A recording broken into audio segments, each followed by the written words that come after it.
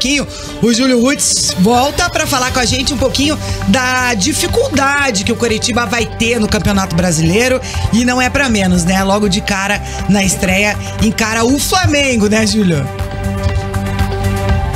E lá no Maracanã, só, né? Para começar bem, né? Esse Campeonato Brasileiro, né? Faltando um pouco mais de 3 semanas, exatamente para o início do Brasileirão. Está previsto ali para o final de semana dos dias 15 e 16 de abril. Aliás, né, TT, essa será a 20ª edição no formato aí de pontos corridos e reúne, né, ingredientes aí para ser um dos campeonatos, talvez aí dos mais desafiadores da história, né? Por exemplo, com 4 campeões aí retornando para a Série A, casos de Vasco, Cruzeiro, Bahia e Grêmio. E aliás, né, com vários clubes também ganhando o aporte financeiro das SAFs, né? Os elencos aí ganhando em qualidade, né? Muitos jogadores aí de nome, cito aí o Soares no Grêmio, o próprio Marcelo no Fluminense, serão aí atrativos à parte nessa edição do Brasileirão. No Coritiba, discurso aí é de pés no chão, né? Tamanho o nível de dificuldade projetado para essa edição do Campeonato Brasileiro, mas ao mesmo tempo aí há um clima de confiança, né? Pela consolidação do projeto aí que vem sendo implementado pela atual diretoria, especialmente pelo fato de conseguir, né, se manter na Série A para esta temporada aí de 2023. E a expectativa cresce, né, internamente com a iminência aí da venda da SAF, que pode representar aí um marco para essa mudança de patamar do clube no cenário nacional. Até numa entrevista recente para os canais do clube, o presidente Glenn Stenger afirmou, né, que esse será o Brasileirão mais competitivo dos últimos anos, e ele traz aí também o cronograma, né, dos investimentos que vêm sendo feitos, mas sempre com essa política de pés no chão. Nós teremos um campeonato brasileiro que será o campeonato brasileiro mais competitivo que já se viu até hoje. Isso é ponto indiscutível. Não será o campeonato brasileiro que apresentará o maior grau de competitividade. Se o Coritiba não fizer contratações que elevem o nível técnico do Coritiba, nós teremos insucesso no campeonato, e isso eu não quero, você não quer, o torcedor, o sócio não quer. Ninguém quer que o Coritiba não seja competitivo. Então, por isso nós tivemos que fazer movimentações que, em anos anteriores, nós conseguimos passar o ano em si sem fazer essas movimentações. Por outro lado, principalmente quando questionado sobre os recursos que estão sendo utilizados para essas contratações, o nosso sócio tem que saber que todos os negócios que o Coritiba fez foram negócios trabalhados dentro de um planejamento financeiro, tá? Todos trabalhados dentro de um planejamento financeiro. Não há nenhum dos atletas que nós trouxemos, que nós compramos, que nós emprestamos, enfim, que nós tivemos alguma negociação comercial, em que essa negociação tenha sido paga à vista, por exemplo. Hoje o Coritiba, diferente de outras épocas, possui o planejamento necessário para que, dentro do orçamento que nós temos aprovado, nós possamos fazer alguns investimentos de maneira calculada, planejada, sempre muito parcelada, repito, muito parcelada, de forma com que nós consigamos ter esse recurso aprovado no nosso orçamento, honrar com esses compromissos novos que a gente está fazendo, e mais do que isso, honrar com os compromissos que o Coritiba já tinha assumido, principalmente na recuperação judicial. Tá aí esclarecimentos, né, do presidente Glenn Stenger, né, não só para os sócios, mas claro para a torcida coxa branca em geral. E além da solidificação aí do trabalho extracampo, outra missão, né, no coxa é conseguir fazer aí com que o time encaixe, né, com essa grande reformulação que vem sendo feita aí desde o final do ano passado e que ainda está acontecendo, ainda mais com esse período forçado de intertemporada em virtude da eliminação prematura no campeonato estadual. O técnico Antônio Oliveira, que sempre fez questão de ressaltar a cada entrevista que a participação no estadual, por exemplo, era tida como uma oportunidade de testes, visando aí o foco principal, que é a disputa do Brasileirão, e a gente ouve exatamente o treinador alviverde falando nesse sentido. Se recorda no início, antes mesmo de começar o campeonato estadual, de qual era o principal objetivo do Coritiba? É permanência na Série A, para dar sustentabilidade a um projeto que já vem de trás por esta diretoria, que pôs em termos financeiros saúde no clube, que isso é importante para hoje. É evidente que fez investimento, mas sabe que os investimentos que outros clubes fizeram, muito maiores, está a entender? Portanto, nós temos que ver a expectativa e a realidade. Eu também queria ser campeão brasileiro, eu sei aquilo que eu ando a fazer, o que é que nós andamos a fazer. Temos um caminho e vamos abraçá-lo e vamos continuar a trabalhar, porque há muita coisa a melhorar, com certeza. E já o goleiro Gabriel, né, que é uma referência desse atual elenco Coxa Branca, ele está confiante, né, acreditando que o Coritiba possa dar um passo à frente em relação ao desempenho apresentado na temporada passada. A gente ouve aqui o titular absoluto da meta alviverde. Eu sinto que o clube almeja fazer um campeonato diferente, completamente diferente do que foi feito ano passado, que ano passado a gente tinha um objetivo muito claro, que era a permanência na primeira divisão, e esse ano eles almejam coisas melhores. Isso tem sido demonstrado pela qualidade do trabalho que tem sido feito, dos investimentos que estão sendo feitos e dos investimentos que ainda serão feitos, né? Então, a minha expectativa e a minha esperança é que a gente faça um campeonato em um nível superior do que foi feito no ano passado. Beleza, tá aí as palavras do Gabriel, então é isso, né, TT? Acho que não resta a menor dúvida do quão difícil vai ser este Brasileirão para todas as equipes, e o Coritiba, claro, vai se preparando, né? Nesse momento, a equipe vem fazendo aí um período de intertemporada, lembrando, né, que no domingo próximo agora, a equipe viaja lá para a cidade de Atibaia para ficar ali um período no estado de São Paulo, para um período, né, de treinamentos e também com dois jogos, treinos, né, marcados para a semana que vem, né? No dia 27, segunda-feira, contra o São Paulo, lá no CT da Barra Funda, na capital paulista, e no dia 30, contra o Corinthians, na quinta-feira que vem, lá no CT Joaquim Grava, né? O Coritiba, no Brasileiro, terá então a estreia contra o Flamengo fora de casa, e depois aí na sequência, nas primeiras rodadas, terá 2 partidas jogando no Couto Pereira, contra o Fortaleza e contra o São Paulo. Tá aí, Júlio Rutz trazendo as palavras do presidente em exercício, do treinador e do Gabriel, e acho que o próprio torcedor Coxa Branca tá ciente, né, Dal, que vai ser o brasileiro da Série A mais difícil dos últimos tempos. Com certeza. Ano passado, né, teve a Série B mais difícil de todos os tempos, né? Aí os times da Série B, todos grandes, subiram, né? O Grêmio, o Vasco, o Cruzeiro e o Bahia. Mas eu confesso que eu tava mais com a expectativa maior da Série A desse ano, justamente pelos times que subiram. Só que o Bahia tá mal, o Cruzeiro tá mal, Bahia o Vasco também tá mal. O Grêmio que subiram, né? O Grêmio tá muito bem. O Grêmio fez talvez Luizito, a né? maior contratação do futebol brasileiro, né? Junto com o Marcelo ali. Eu acho o Luiz Soares mais impactante. Eu também acho o Luiz Soares mais impactante pela posição que ele joga, né? Mas o Marcelo é muito, muito grande também. Por isso que eu falei que pra mim o Luizito é o maior também e o Marcelo é o segundo maior contratação. Então eu acho que os times estão evoluindo e a liga ela tá ficando mais... ela tá criando um desnivelamento no geral, porque os times que estão ganhando sempre estão ganhando ultimamente, né? Palmeiras e Flamengo principalmente, o Galo ganhou um ano aí, mas eu acho difícil que os outros times nesse momento, viu, TT, consigam equiparar-se a esses times, principalmente ao Flamengo e ao Palmeiras e o Atlético Mineiro por conta do investimento, só que o resto dos times estão se comparando mais, né? Eu acho que existe um desnível em termos de quem ganha, mas existe um nivelamento grande no resto. Mas eu também acho, Dal, que não é parâmetro o fato do time começar o ano mal. E mal no estadual e tal, enfim. Eu acho que isso não dá pra gente levar ao pé da letra, por exemplo, né? Vasco, os times que... São Paulo, eliminado do Paulista, Santos, eliminado do Corinthians. Eu acho que isso também a gente não pode levar ao pé da letra. Bahia mal. Isso muda. Cruzeiro mal. Então, isso muda. Com certeza. Em especial no Campeonato Brasileiro, que é um campeonato longo. É um campeonato longo. Eu acho bastante temerário você comparar o que vai ser. Você fazer uma análise do que vai ser a sua temporada baseado no campeonato estadual. Sim, não dá. Porque o campeonato estadual é um time em que existe um desnível técnico muito grande, mas existe outras coisas que acabam nivelando mais o jogo. A vontade do time no interior, a briga por vagas, né? O campeonato estadual praticamente não dá nada para os times grandes. né? Principalmente os reforços aqui, chegando no decorrer. Os reforços chegando, geralmente os times que reforçam ainda mais pós-estadual para o Campeonato Brasileiro.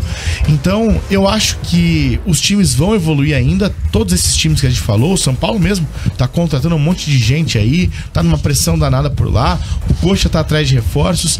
Então, eu acho que o Coritiba tem que entrar com o pensamento de fazer um campeonato seguro.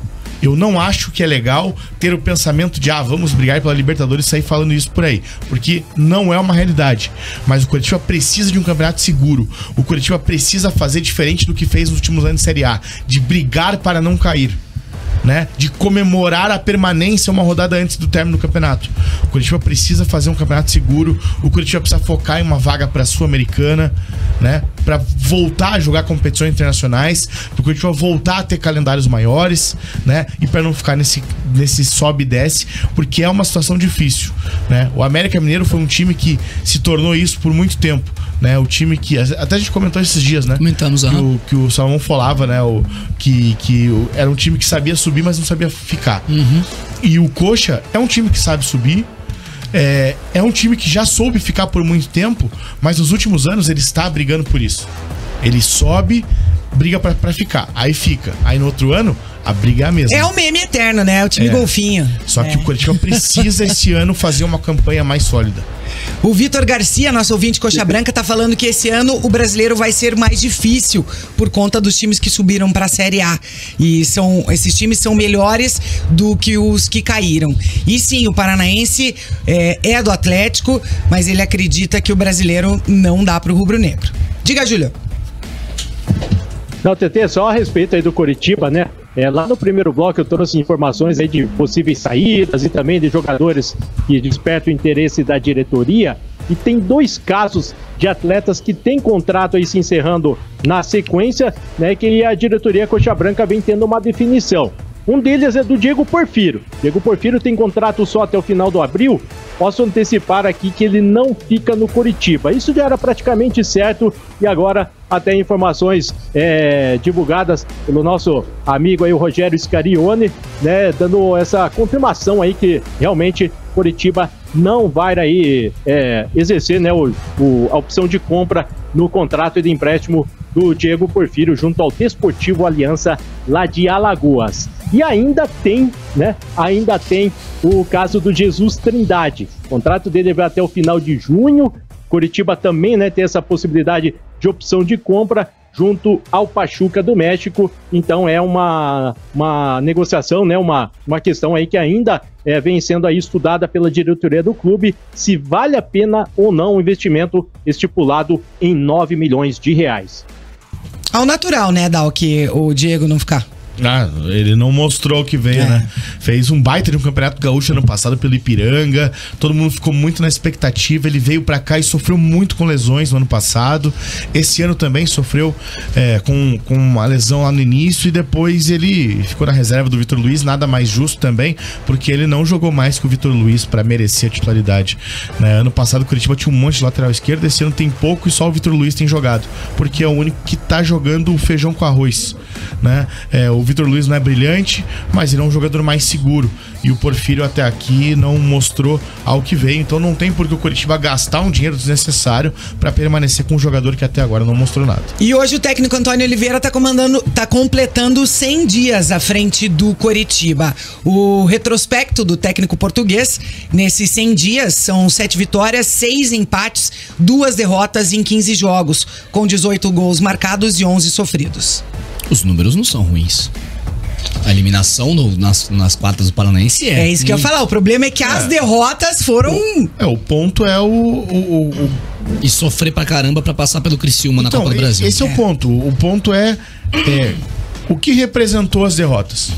Porque se você for pegar ano passado, o Coritiba foi campeão paranaense e o Coxa perdeu pro Azures em Pato Branco.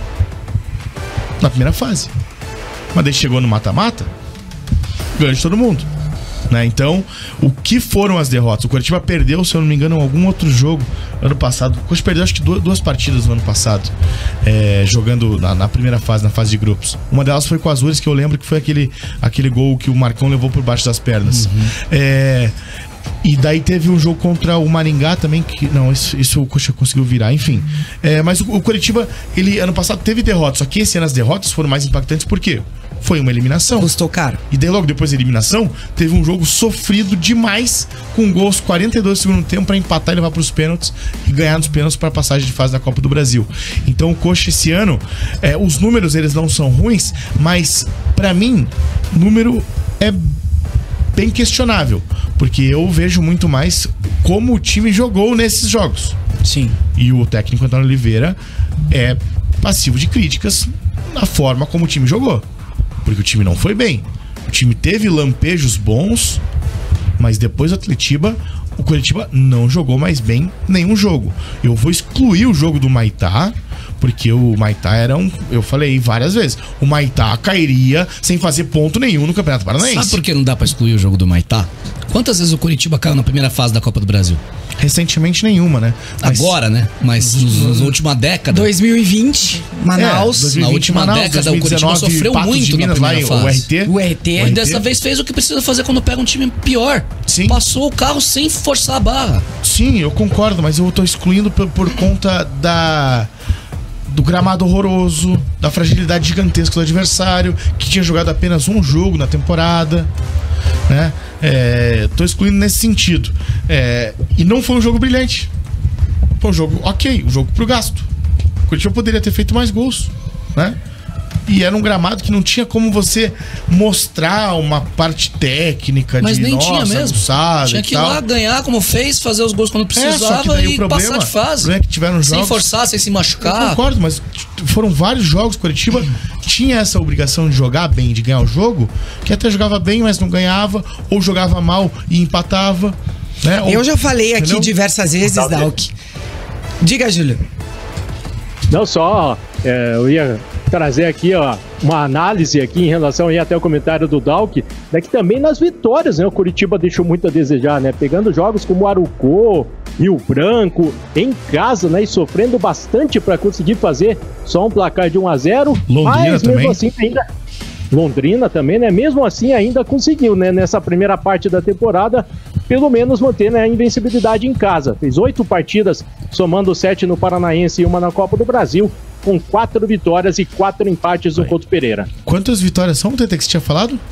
Desculpa. Peraí.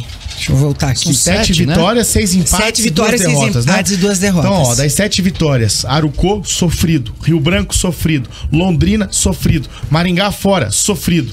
Jogo fácil, Foz do Iguaçu, sofrido contra o Cianorte, que melhorou depois que o Cianorte teve um expulso. E falta uma vitória, o Maitá.